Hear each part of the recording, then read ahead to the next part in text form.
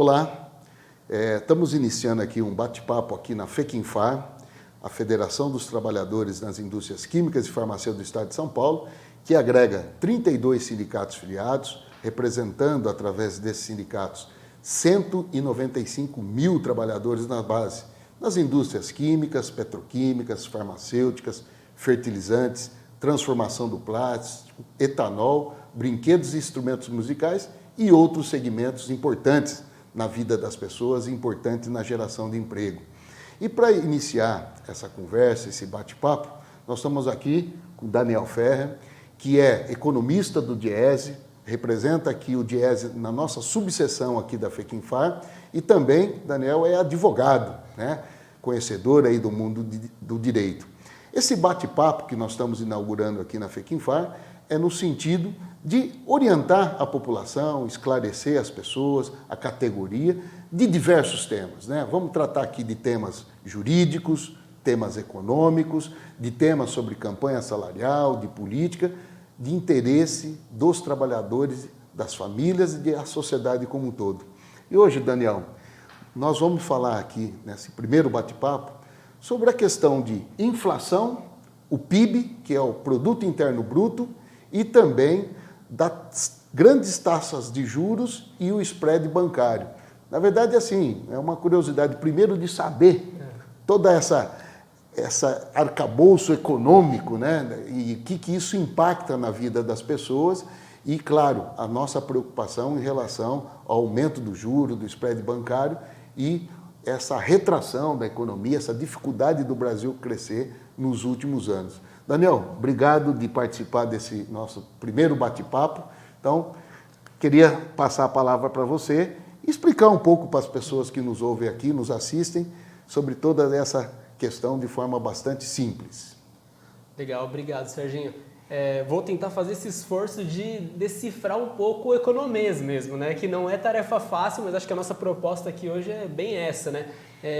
Eu acho que o primeiro pontapé inicial assim seria legal a gente falar um pouco o que é o PIB e como que se calcula o PIB, né? O PIB nada mais é do que a soma de todos os produtos, bens, serviços de uma economia, de um país, pode ser também de um estado, de um município, num determinado período de tempo. Normalmente é anual, né? Mas a gente também tem o cálculo trimestral. Bom, existem 3 formas de se calcular o PIB e o interessante é que qualquer uma das formas que você optar por calcular o PIB, você tem que chegar no mesmo valor. Então a gente fala que uma é a ótica da oferta no economês, PIB pela ótica da oferta, PIB pela ótica da demanda e PIB pela ótica do rendimento. Mas o que significa isso? É relativamente simples, na verdade. Primeiro, o PIB pela ótica da oferta se refere à soma de tudo que é ofertado na economia, tanto pela indústria, pela agropecuária, pelo comércio, serviços, transportes, tudo, atividades financeiras, absolutamente tudo. Salário das pessoas, né? Esse ainda não. Esse ainda não. Não, o salário entra na ótica do rendimento. Ok. Então, quando a gente olha para a oferta, tudo que está sendo ofertado e produzido.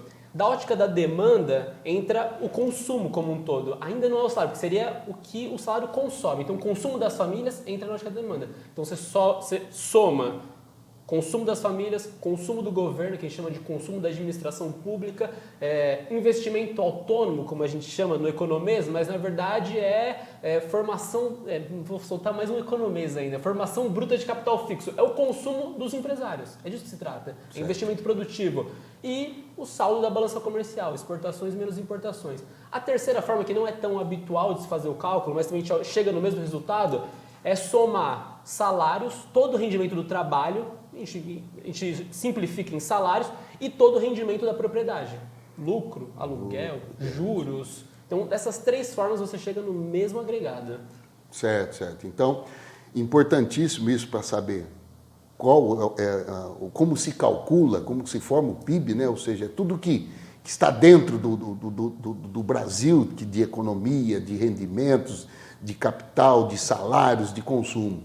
Agora, Daniel, nós tivemos um período aí de crescimento importante do PIB, né? 2002, 2003, até 2014. Mas nós tivemos uma retração nos últimos anos do PIB e esse ano me parece que o PIB está previsto aí, ele dá positivo entre 4,5% e 5%, mas em contrapartida nós temos uma inflação alta e um juros alto. O que impacta isso para as pessoas, para as famílias, para os trabalhadores? O que impacta isso no emprego? Não, perfeito. Eu acho que aí você foi ao coração do problema, Serginho, porque, primeira coisa, a gente não tem ainda o dado do PIB. A gente não tem o dado do PIB ainda do quarto trimestre de 2021. Ele vai ser divulgado na primeira sexta-feira de março. Então a gente vai saber exatamente o que aconteceu. O que a gente tem, por enquanto, é uma projeção de qual foi o desempenho do PIB. E já está se falando em crescimento. Então vai ser um crescimento na casa de 4,5%, 5%. E quando sair na grande mídia, você vai falar, bom, cresceu, o país está crescendo, ótimo. Só que a gente não pode esquecer que em 2020 o PIB caiu 4%. Ou seja, se ele aumentar 4,5%, nós estamos recuperando 0,5% apenas em relação a 2020. Perfeito. E essa recuperação, olha que interessante, essa recuperação é do primeiro trimestre do ano passado, porque ainda é um processo de rescaldo do auxílio emergencial, dos 600 bilhões que foram aprovados no Poder Legislativo, não no Executivo. Então, das medidas de retomada da atividade lá em 2020, na primeira onda da pandemia. Então, o que a gente tem de recuperação do PIB ainda é referente ao início de 2021, porque o segundo e o terceiro trimestre foi de recessão. Foi caracterizada a tal da recessão técnica, que você teve um PIB no segundo trimestre de menos 0,4% e no terceiro de menos 0,1%. Então, a gente está patinando. Então, essa recuperação foi lá atrás. Então, isso é bom a gente ter em mente. Segunda coisa, vamos supor que cresce 5% em 2021. Caiu 4% em 2020, subiu 5% em 2021. Exatamente. Você recuperou 1% em 2 anos. Então, na média, você está crescendo 0,5% ao ano. Mas olha só, a população brasileira ela cresce uma média de 0,8%. Então, a própria população cresce mais do que o ritmo de geração de riqueza do país. Então, o PIB per capita, o tal do PIB per capita, despenca. Então, a gente está tendo que dividir por mais pessoas uma quantidade menor de produtos. Isso é uma forma de empobrecimento. Então, olha que interessante, né? Se mesmo o PIB crescendo 5%, com as perdas que nós tivemos no passado, ele representa 0,5%, só que a população cresce 0,8%, ou seja, fica devendo ainda, não se repõe a possibilidade econômica para todas as pessoas. Hoje nós vamos esticar um pouquinho mais aqui esse programa para dar a oportunidade, essa primeiro bate-papo, Daniel. Agora para você falar um pouquinho, tá bom, PIB, vamos dizer assim, estagnado, ou seja, a economia estagnada na soma dos últimos anos. O que impacta isso para as famílias? E isso vem acompanhado de uma inflação acelerada, mais alta, e uma taxa de juros mais alta. De forma bastante objetiva, o que impacta isso para os trabalhadores e para as famílias em geral? Sim. Existe, acompanhado com o que a gente está vivendo hoje, é a tal da estagflação. É o processo de estagnação econômica e inflação alta. É algo raro, na verdade, porque normalmente se você está com a economia patinando, a inflação também está caindo. Então a gente está vendo o pior dos mundos.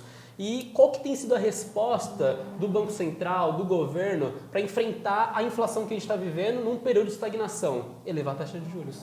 Aí você me pergunta, pera lá, toda inflação se resolve com taxa de juros? Definitivamente não. Não. A gente passa anos nas escolas de economia estudando o fenômeno inflação, um fenômeno complexo. Pode ter uma inflação de custo, uma inflação de demanda, uma inflação inercial, tem uma série de inflações possíveis. A que a gente vive hoje são 3 elementos fundamentais. Primeiro, desvalorização cambial. Não vou entrar no mérito de esmiuçar isso, mas é desvalorização cambial. Então, por exemplo, o culpado do aumento do preço do arroz e do feijão é desvalorização cambial. Faz mais sentido eu exportar arroz e feijão do que vender internamente. Então, isso é um exemplo. Segundo fator é climático. Então você tem quebra de safra em 2021, você tem uma estiagem que se prolonga. A própria cana-de-açúcar, que a gente aqui tanto debate, teve uma quebra de safra importante que fez o preço do etanol e do açúcar ir às alturas. Então esse é um segundo elemento, que está associado inclusive com o aumento do preço de energia elétrica. O componente energia elétrica dá um salto, porque 65% da matriz energética brasileira é hidrelétrica. Se tem pouca vazão, você encarece o custo da produção de energia elétrica. E o último e principal que está na ordem do dia é política de preços da Petrobras. Isso é gravíssimo, né? Hoje, se você pegar e olhar os componentes da inflação, até a inflação de alimentos deu uma controlada no cenário recente, mas a inflação de transportes está lá para 17%. A inflação hoje, PCA e NPC, está na casa dos 10%, transportes 17%. por conta da política de preços da Petrobras. Então, nada garante que a inflação vai ser controlada no futuro próximo ou até mesmo ao longo do ano, porque taxa de juros não vai mudar a política de preços da Petrobras. Taxa de juros não vai fazer chover.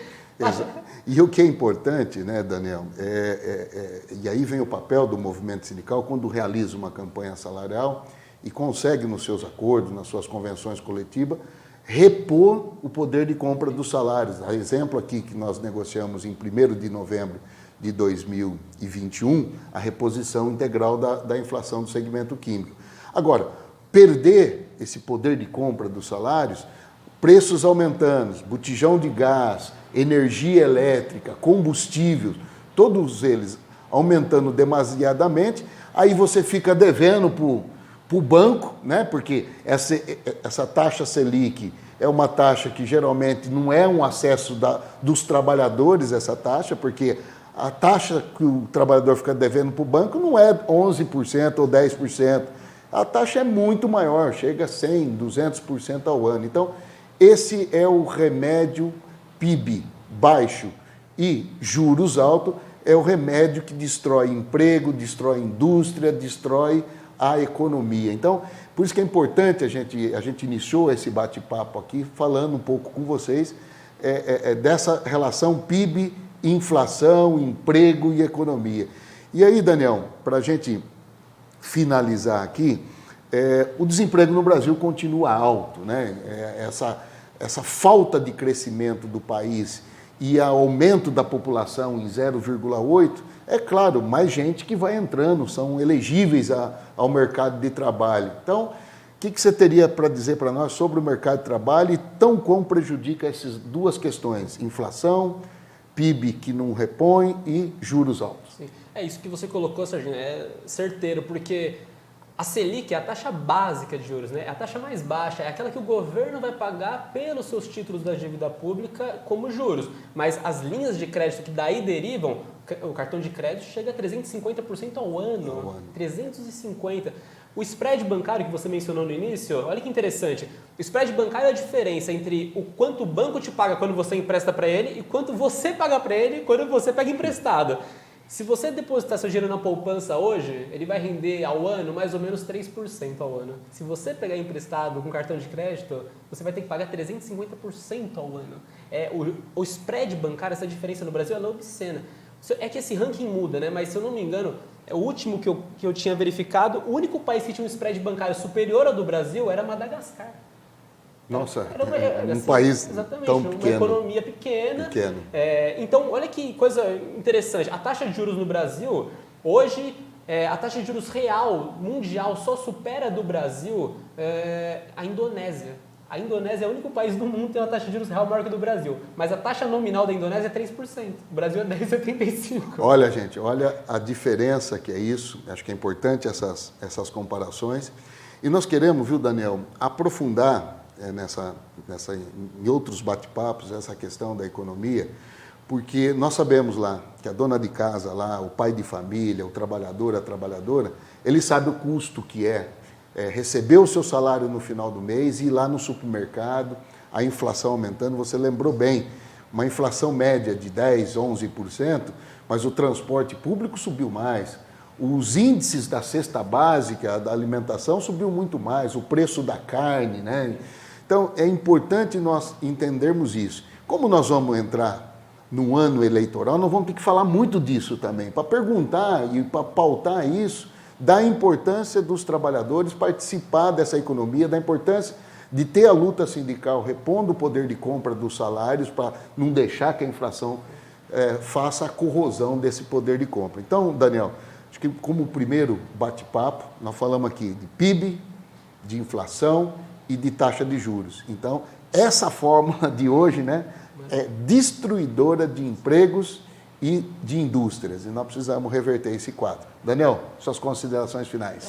Exatamente isso que você colocou, Serginho. Eu acho que a inflação, por exemplo, de alimentos, ainda que deu uma trégua, não significa que o preço do alimento vai cair. Exatamente. Deu uma trégua num patamar altíssimo. E aí, se não for Ele estabilizou alto. Estabilizou alto. Se não for a luta sindical, a organização dos trabalhadores, para conseguir recompor essas perdas inflacionárias, não tem solução, porque o governo não tem política econômica e proposta para retomar a atividade econômica. E não existe milagre. Não vai ter os 600 bi do ano de 2020. Não vai. Ou a gente tem um projeto de país, de política econômica orientado para o crescimento com geração de emprego e renda, ou não existe milagre. Essa é a discussão, né? Acho que isso é uma boa amarração final. Muito bom. Obrigado, Daniel. Obrigado. É uma estreia aqui desse bate-papo. Outras lideranças sindicais estarão aqui.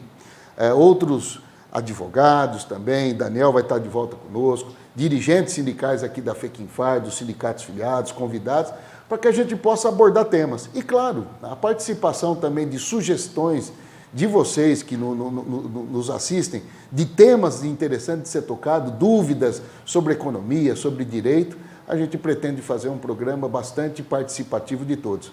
Obrigado, um abraço e esperamos encontrá-lo sempre nesse bate-papo da FECINFAR.